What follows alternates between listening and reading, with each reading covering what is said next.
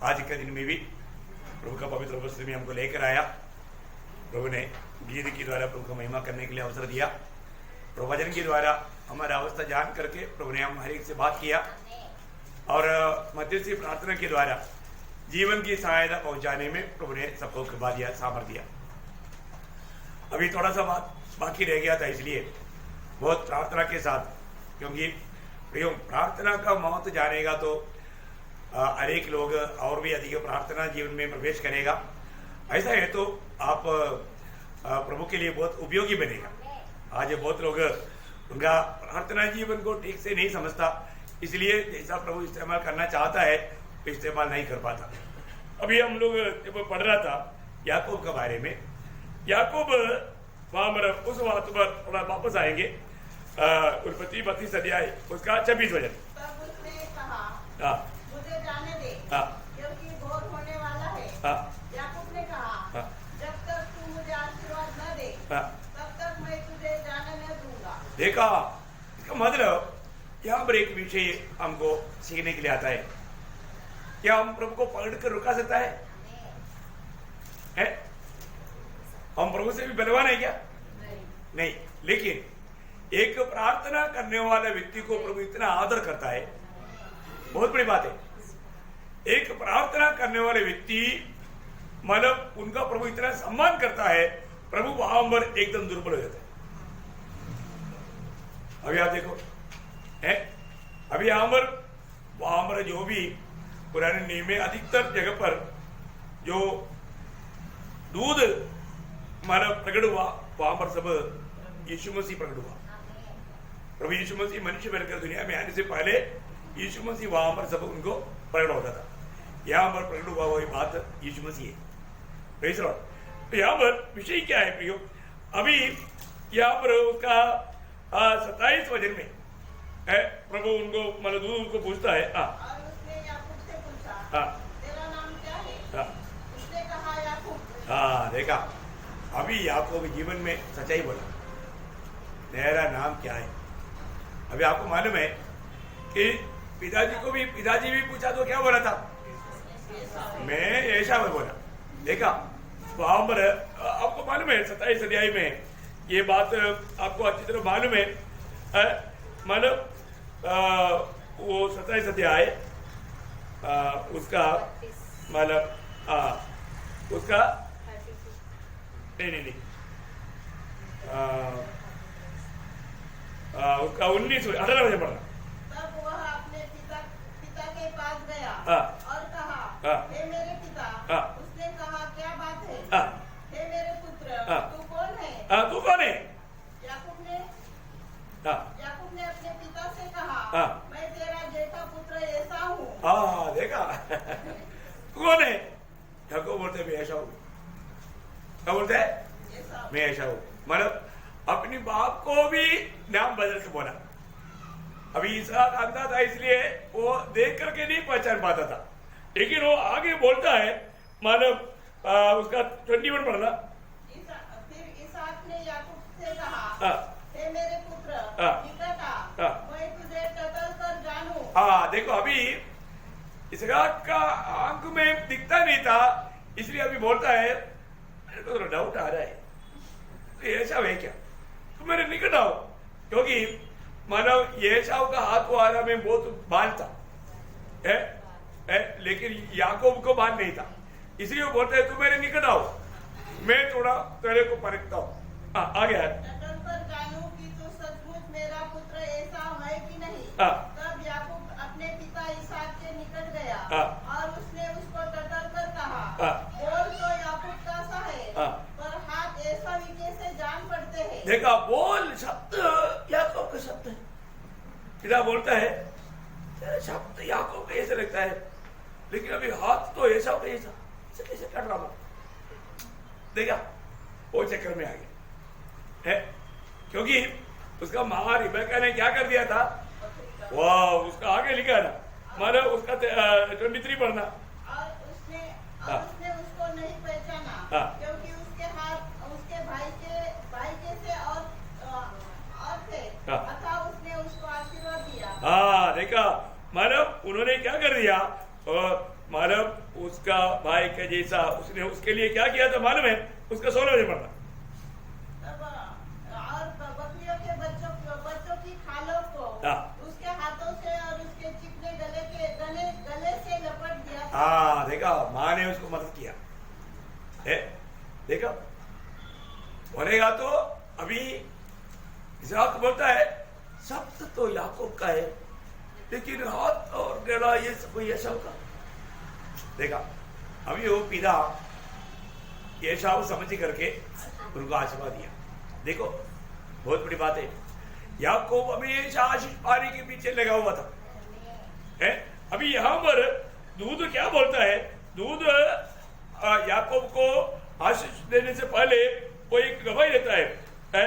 अभी मानव उसका 27-28 दोनों मिलकर पढ़ना। और उसने याकूब से पूछा तेरा नाम क्या है?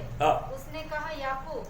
उसने कहा तेरा नाम अब याकूब नहीं परंतु इसराइल होगा। क्यों? क्योंकि तू परमेश्वर से और मनुष्यों से भी युद्ध करके प्रबल हुआ है। देखा अभी तेरा नाम क्या होगा? इसराइल होगा। तूने क्या किया? मनुष्य से और परमेश्वर से। देखा यहाँ पर वो परमेश्वर से लड़ रहा था। वो दूध कौन था? स्वयं यीशु मसीह था। वो लड़ करके विजय पाया। इसलिए कैसा मनुष्य से कभी लड़ाई किया? आपको मालूम है याकूब का जीवन एक लड़ाई की जीवन था, है ना? याकूब है ना जन्म से वो एक लड़ाई करने वाला व्यक्ति था। किस लिए? हमारा आशीष पाने के लिए, जीतने के लिए। बहुत बड़ी अच्छी बात है ना? उसका माँ की पेड़ में जब था वहां तक लड़ाई किया उसने। आपको मालूम है होशिया नबी की किताब मैं आपको बताता हूँ, उसका 12 अध्याय, उसका 2-3 वचन पढ़ना। होशिया उसका 12 अध्याय के 2-3 वचन। यहूदा के साथ भी यहोवा का मुकदमा है और वो याकूब को उसके चाल चलन के अनुसार दंड देगा, उसके कामों के अनुसार वो उसको बदला देगा। अपनी माता की कोख में अपने भाई को अड़ंगा मारा। बोलता है पहले मैं जाऊंगा, तू जरूर कर है, क्योंकि उसको पहला उठा साथ चाहिए था। क्या चाहिए? और अब आप देखो जन्म होने से पहले ही लड़ाई, माँ की गोद में ही वो एसाव जा रहा है तो याकूब का पाँव बढ़ के बोलता इधर आओ मुझे पानी जाने दो। देखा वो कहां से लड़ाई शुरू किया? आपको समझ में आ रहा है? हाँ ये एक हल्का बात नहीं प्रिय, ये एक हल्का बात नहीं, ये वचन में लिखा वो बात है? देखा उधर ही वो लड़ाई शुरू किया और वो बाहर आने के बाद में कहां छोड़ा? उसने मौका ढूंढते रहा। अभी मैं तो पहले जन्म तो नहीं हो पाया पर तो मैं पहला स्थान को मैं कैसे जीतूं? हाँ कुछ भी पाने के लिए परिश्रम चाहिए ना है। देखो अभी एक दिन ये शाह बेचारा जाकर के शिकार करके जब आया बहुत थका हुआ था, तब तक इधर याकूब अच्छा खीर बना करके, कोई भी चाहत करेगा ऐसा खीर बनाया, शायद मसाला ज्यादा डाला होगा, स्मेल आया, ये शाह को स्मेल आया तो ये शाह ने उसका 27 अध्याय में वो एक नहीं 25 अध्याय में उत्पत्ति 25 अध्याय उसका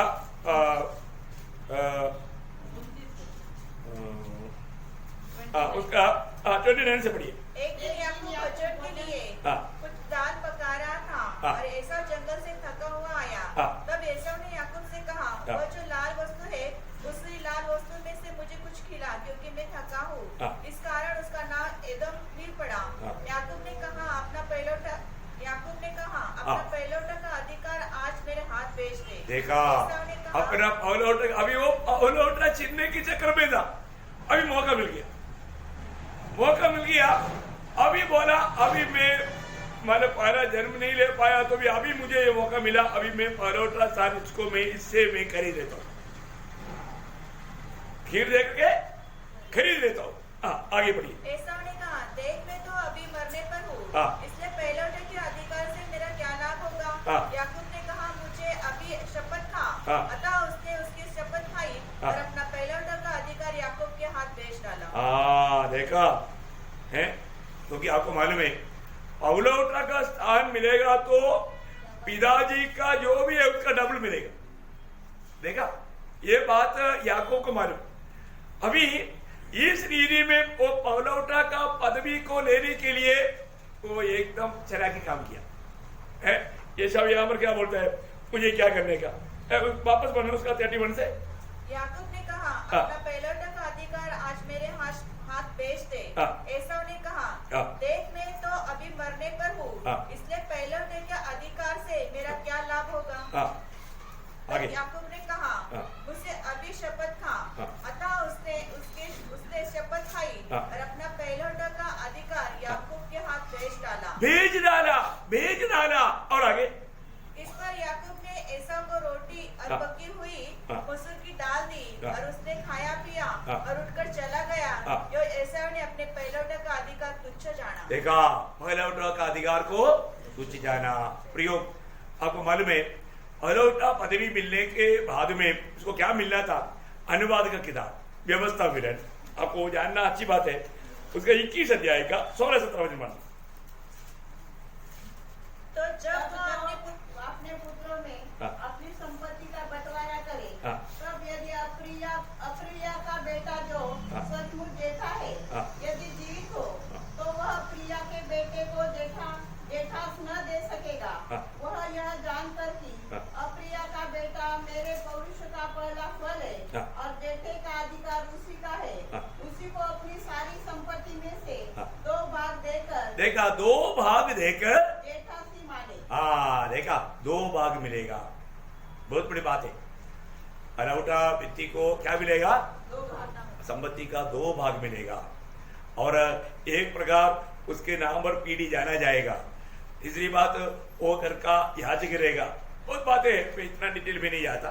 तो मैं एक बात आपको बताना चाहता हूँ, माना यहाँ पर याकूब ने माना प्रभु से भी मनुष्य से भी झगड़ करके जीत पाया, इसलिए उसका नाम क्या आया, उसका नाम क्या आया, इस्राएल। देखा, इस्राएल आया, इस्राएल।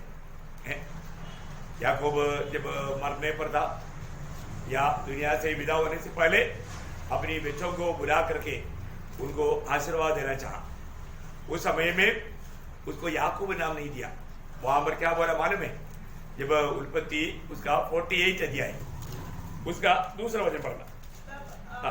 किसी ने याकूब को बता दिया, तेरा पुत्र यूसुफ तेरे पास आ रहा है। तब इस्राएल अपने देखा, तब इस्राएल अपने को संभाल कर खाट पर बैठ गया। देखा, याकूब अभी कौन बन गया, इस्राएल। अभी आपको मालूम है, आज वो एक व्यक्ति के नाम पर इस्राएल राष्ट्र है। आप देखो प्रिय, है कितना बड़ी बात है, बहुत बड़ी बात है। आशीषित लोग हैं। मैं रोज इस्राएल के लिए प्रार्थना करता हूँ। आप प्रार्थना करता है कि नहीं? प्रभु का लोग प्रार्थना करना जरूरी बात है। तो जो भी है हमारे लिए ये बहुत ज्यादा भी नहीं है। लेकिन यहाँ पर का विषय क्या है कि याकूब ने मतलब प्रभु को भी जाने नहीं दिया, वो मुझे बहुत छू लिया। क्या आप ऐसा कर सकेंगे या आप करना चाहेंगे? ये एक बात तो समझने के लिए आपको बताता हूं, क्या हम प्रभु को पकड़कर रुका पाएंगे या कभी रुकाया हुआ अवस्था है क्या? ये जानना पड़ेगा। आज भी संभव है। यदि आप प्रार्थना में घुटना टेकेगा तो आप प्रभु की उपस्थिति में, यदि प्रभु मुझे इस बात का मुझे चाहिए, मुझे अभी चाहिए, आप पकड़ कर रहेगा, प्रभु जाएगा नहीं आपको छोड़कर। आपको ये बात में विश्वास है? नहीं तो और एक संभव बताता हूं। संभव मीन्स बाइबल का अपना व्यक्तिगत संभव में आपको बता दिया, और तो अभी में और एक संभव प्रभु को अब पकड़ कर रुका सकता है। इस पीढ़ी में मैं प्रभु को पकड़ कर रुका करके प्रभु से उतर पाया। साधारण उतर नहीं हुई। मैं आपको बताता हूं, आपका भी जीवन में अनुभव पाओ ना। अभी एक संभव मैं आपको बताता हूं। कौन है? आपको याद नहीं आया हो तो निर्गमन का किताब, मोशे के जीवन में प्रभु ने पकड़ कर रुकाया, प्रभु को पकड़ कर रुकाया। प्रभु ने नहीं, प्रभु को, है ना। उसका 32 अध्याय का 10 वचन पढ़ना। निर्गमन उसका 32 अध्याय का 10 वचन पढ़ना। देखा प्रभु बोलते हैं अभी मुझे मत रुक, मेरा कोप उन पर भड़क उठा है, हाँ, जिससे मैं उन्हें भस्म करूं, हाँ, परंतु तुझसे एक बड़ी जाति उपजाऊंगा। देखा, मुझे मत रुक, मुझे जाने दे। मराठी में कैसे? तर आता मला आड येऊ नकोस, मतलब मेरे बीच में मत आ। देखो बहुत बड़ा बात है, मतलब मुझे छोड़ दो, मुझे छोड़ दो। वो बोलते हैं मुझे छोड़ दो, मुझे पलट कर मत रुकाओ, मुझे छोड़ दो, मुझे जाने दे। देखा है? देखो मोशे अभी इस्राएल के लिए विनती कर रहे हैं, प्रभु का क्रोध में प्रभु उनको सबको खत्म करेगा, लेकिन प्रभु को मोशे बोलते नहीं प्रभु प्लीज आप ऐसे नहीं करना। वो एकदम रो करके प्रभु को पकड़ कर रुकाया। प्रियो, आज बहुत लोग बेचने का सच्चा कारण क्या मालूम है? पकड़ कर नहीं रुकाया तो भी मत से प्रार्थना करता है, इसलिए है प्रभु प्रार्थना करने वालों को सम्मान करता ही है। प्रियो, आपको मालूम है ये विषय को लेकर के ये भजन संगीत में ऐसे लिखा है, आप थोड़ा सा पढ़ना, मतलब बहुत विस्तार से जाएगा तो बहुत टाइम लगेगा।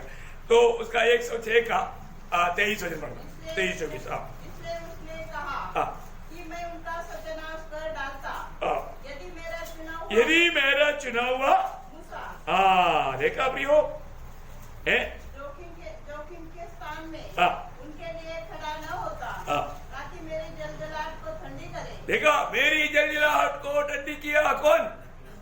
मूसा ने। अगर वो मूसा बीच में आकर के प्रार्थना में घुटना नहीं टेकता, इस्राएल खत्म होता, नष्ट कर देता प्रभु।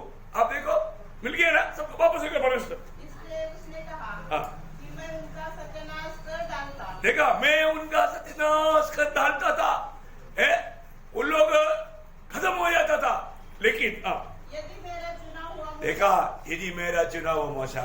प्रियो, बहुत बड़ी बात है, प्रभु के लिए चुने हुए हम लोगों को प्रभु कितना आदर करता है।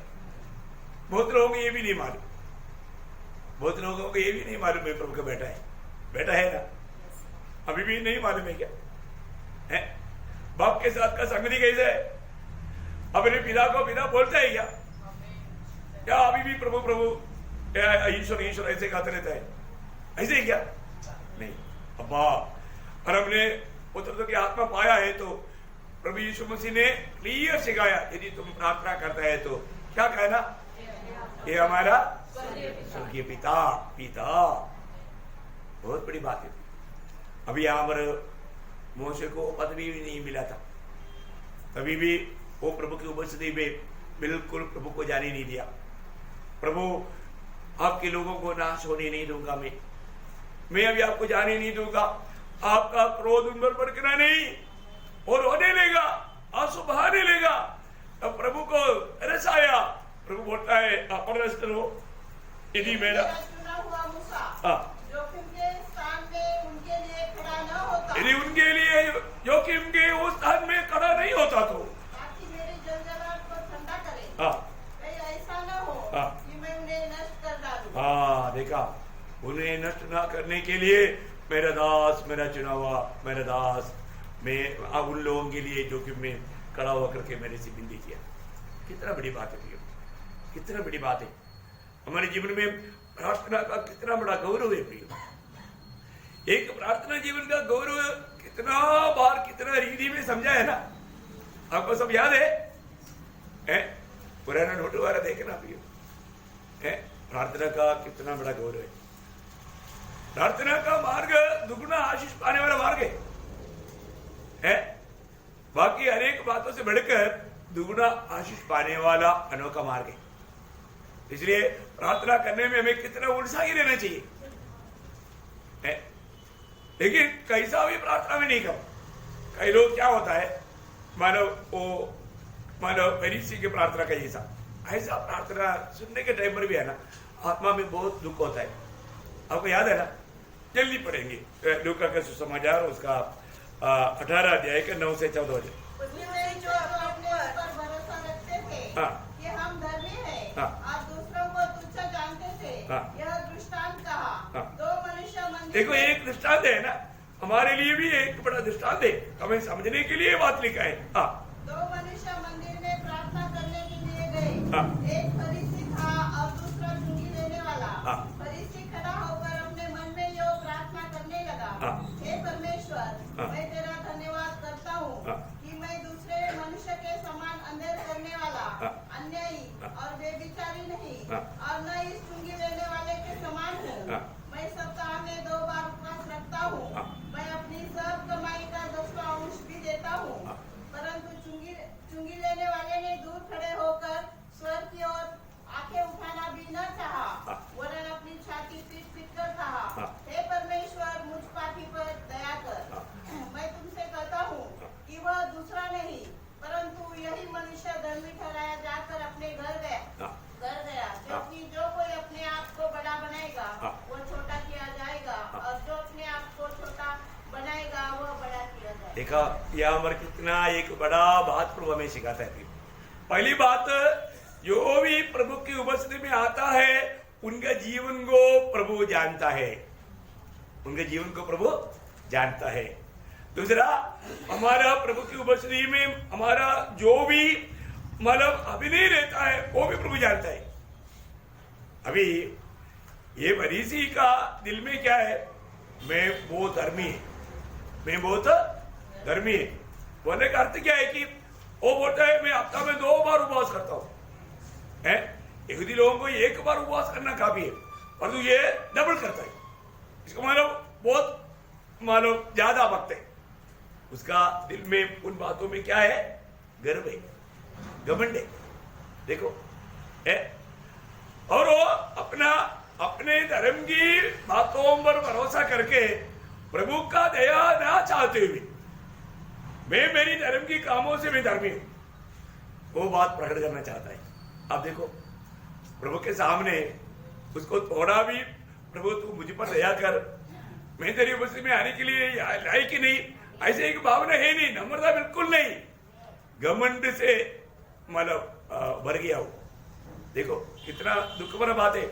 उसको बहुत कुछ करने के लिए उसका विचारधारा स्वर्ग जानता है। वो दूसरे को तुच्छ करके अपने आप को ऊंचा करके वो अभी यहाँ पर मैं इस चुंगी लेने वाले के जैसा भी नहीं, मतलब मैं दूसरे से बहुत श्रेष्ठ है। देखा बोलने का अर्थ, प्रभु के दृष्टि में उसको थोड़ा भी नम्रता नहीं। अभी आपको मालूम है दुनिया की दृष्टि में कौन भक्त है, चुंगी लेने वाला भक्त है या ये फरीसी भक्त है? दुनिया के लोगों में फरीसी। और उसको अपने दृष्टि में कौन भक्त है? अपनी दृष्टि में स्वयं फरीसी। आपका मेरा बात समझ में आया ना? मतलब दुनिया का दृष्टि में भी फरीसी भक्त है और उसका स्वयं का दृष्टि में भी वो भक्त है, और तो प्रभु का दृष्टि में वो बहुत नीच गिना गया। क्या गिना गया? नीच। देखा इसका मतलब क्या है, दुनिया के सामने भी हमारा भक्ति का प्रकटन या क्या बोलूं उसको, प्रदर्शन है। और खुद का अंदर भी वो जो घमंड का विचार, इसका प्रभु के सामने कुछ भी मूल्य नहीं, कुछ भी मूल्य नहीं। आप देखो इसमें एक बहुत बड़ा एक सबक हमें सीखने वाला बात है, सारा दुनिया हमें भक्त कहे। देखो सच्चा भक्तों को आज लोग बुरा ही बोलेगा और बुरा लोगों के बारे में बहुत अच्छा बोलेगा, बहुत अच्छा बोलेगा। ये आज ये दुनिया का अवस्था है, ये दुनिया का अवस्था है। अभी यहाँ पर हम देखते हैं कि उसको मतलब लोगों का दृष्टि में और उसकी दृष्टि में वो महान था, परंतु आप वो चुंगी लेने वालों को देखो, वो दूर खड़ा होकर के, कैसा दूर खड़ा होकर के अपने चेहरे प्रभु की ओर उड़ाने के लिए भी वो मतलब उसके पास साहस नहीं किया, उसके पास हिम्मत नहीं। आप देखो प्रिय, वो अपने आप को कितना नम्र किया, जबकि दुनिया की दृष्टि में वो बड़ा गुनहगार है, वो पापी है, उसका प्रार्थना का कोई सुनाई नहीं होगा। दुनिया में भी उसको कोई सम्मान नहीं था, लेकिन यीशु मसीह ने वहां पर क्या बोला, दुनिया का दृष्टि में भी वो इनकारा व्यक्ति है, श्रापित व्यक्ति है। परंतु ये दोनों में जब दोनों वापस गया प्रार्थना के बाद में, दोनों प्रार्थना किया, दोनों जब वापस किया तो कैसे गया? फरीसी कैसे गया? वो परमेश्वर रहित होकर गया, पाप से छुटकारा ना पा करके गया और वो एक पापी बन करके गया। देखा फरीसी कैसे गया? समझ में आया? फरीसी प्रार्थना के बाद में बिना परमेश्वर का व्यक्ति होकर गया, बिना पाप क्षमा पा करके गया, एक अशुद्ध व्यक्ति पापी होकर के गया, और वो उधार ना पाकर गया, उधार ना पाकर गया। परंतु जब वो चुंगी लेने वाला कैसे गया? वो पाप क्षमा पाकर गया, वो धर्मी होकर के गया, वो बहुत खुशी के साथ गया। देखा, अंदर देखा, फरीसी के चेहरे में अभी भी खुशी नहीं। लंबा चौड़ा प्रार्थना वाला किया, परंतु अभी जाते वक्त घमंड से भर करके गया। परंतु प्रभु की दृष्टि में उसको नीचा किया गया, परंतु उस चुंगी लेने वाले को प्रभु ने ऊपर किया। देखो कितनी बड़ी बात है, वो धर्मी होकर के लौट गया। देखो प्रियो, फरीसी प्रभु का दृष्टि में नीचा होकर के गया, और वो चुंगी लेने वाला ऊंचा होकर के गया। आप देखो प्रियो, आज हम प्रार्थना में आए ना, आज हम कैसे वापस जाएगा? हाँ, कैसे? वो चुंगी लेने वाले के जैसा पक्का प्रभु ने मेरे प्रार्थना सुना, प्रभु ने मुझे उत्तर दिया, है ना? उस अनुभव के साथ एक तसल्ली मन के साथ जा पाएंगे। हम अपनी धार्मिकता में कोई भी धार्मिक नहीं बनता भी, हमारा धार्मिकता यीशु मसीह की धार्मिकता है। हमें प्रभु ने अच्छा दान दिया है, वो प्रभु का आत्मा का दान है। जो भी दान, आपको मालूम है, याकूब का पत्री उसका पहला अध्याय है, उसका 17 वचन, याकूब उसका पहला अध्याय का 17। ज्ञान ऊपर से आता है। नहीं, याकूब पहला अध्याय का 17। हर एक अच्छा वरदान और हर एक उत्तम दान ऊपर ही से है। हाँ देखो, अच्छा वरदान और अच्छा दान कहाँ से आता? ऊपर से, और ज्योतियों के पिता की ओर से मिलता है। हाँ देखा, ज्योतियों की पिता की ओर से मिलता है सारे अच्छा दान। प्रियो, प्रभु अपने बच्चों को अच्छा दान देने में कभी भी कमी नहीं करता, मांगने वालों को अच्छा दान भरपूर देगा। कितनी बड़ी बात है। कोई भी हम प्रभु की राह पर चलता है तो ना, जब 84 का 11 में एक दो वचन पढ़कर मैं समाप्त करूंगा। 84 का 11 वचन, लॉर्ड जीसस 84 का 11। परमेश्वर हाँ, सूर्य और भाले, हाँ, यहोवा अनुग्रह करेगा, हाँ, और महिमा देगा, हाँ, और जो लोग खरी चाल चलते हैं, जो लोग खरी चाल चलते हैं, उनसे वह कोई अच्छी वस्तु रखना छोड़ेगा। वाह वाह वाह, प्रेज लॉर्ड। समझ में आया? प्रियो, प्रभु में आने के बाद कैसे चाल चलना? खरी चाल। आज बहुत लोगों को अच्छी वस्तुएं क्यों नहीं मिलता? मांगने से भी नहीं मिलता, बिना मांग कर मिलेगा। किसको मिलेगा? जो खरे चाल चलता है, जो खरे चाल चलता है, मांगने की कोई जरूरत नहीं प्रियो। क्योंकि जब 34 भजन संगीता उसका 10 वचन पढ़ना, 34 का 34 का 10, वचनवालियों को तो गति होती है, और वे भूखे भी रह जाते हैं, परंतु यहोवा के खोजियों को, देखो, परंतु यहोवा के खोजियों को किसी भली वस्तु की गति न हो। देखा, किसी भली वस्तुओं का गति नहीं होगा, किसी भली वस्तुओं का गति नहीं होगा। बोलने का अर्थ क्या है? प्रभु की लोगों को, अपनी बच्चों को प्रियो प्रभु भरपूर भली वस्तुएं देगा, है ना?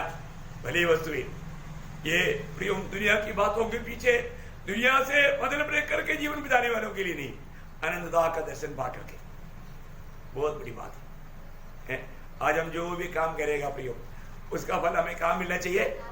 स्वर्ग में मिलना चाहिए। उस दिन आदर पाना चाहिए, प्रभु की न्यायासन के सामने भले और विश्वासियों के वो शब्द सुनना चाहिए। कितनी बड़ी बात है।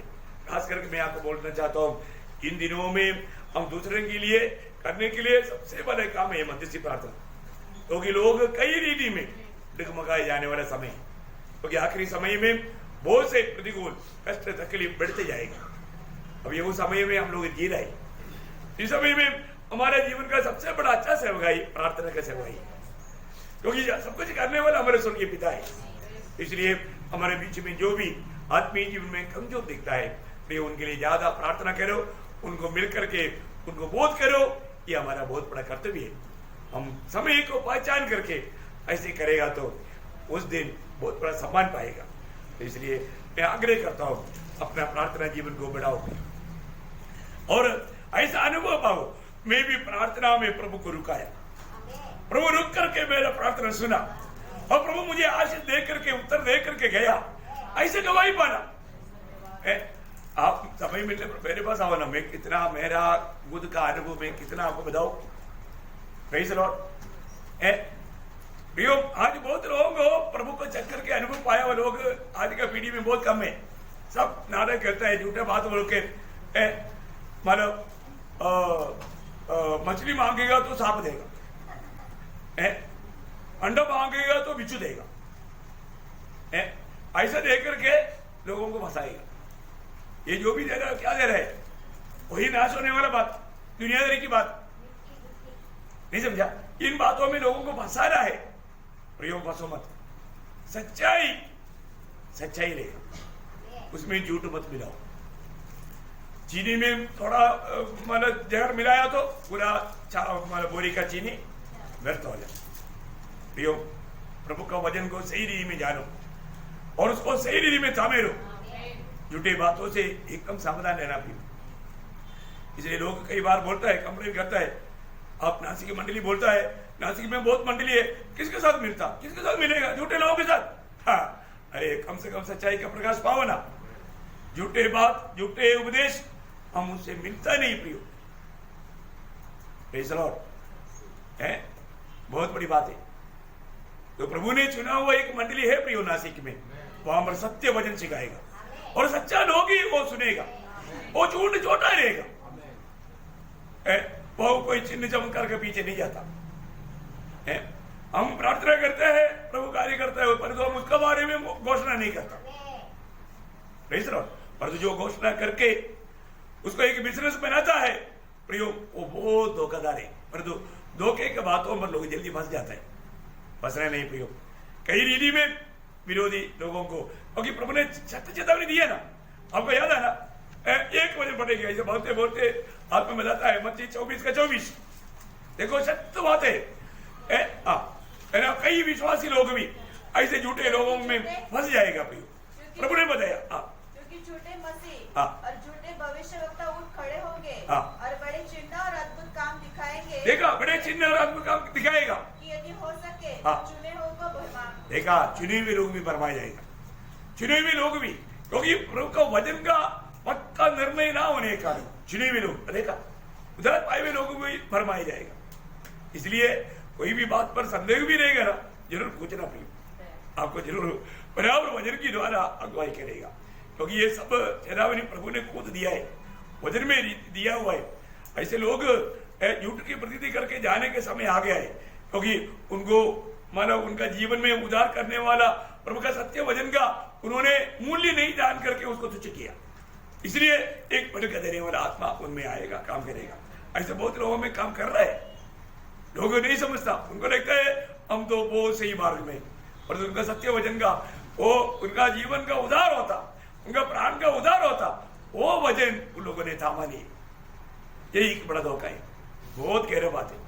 तो प्रभु आप सबको आशीष दे, प्रभु को महिमा मिले।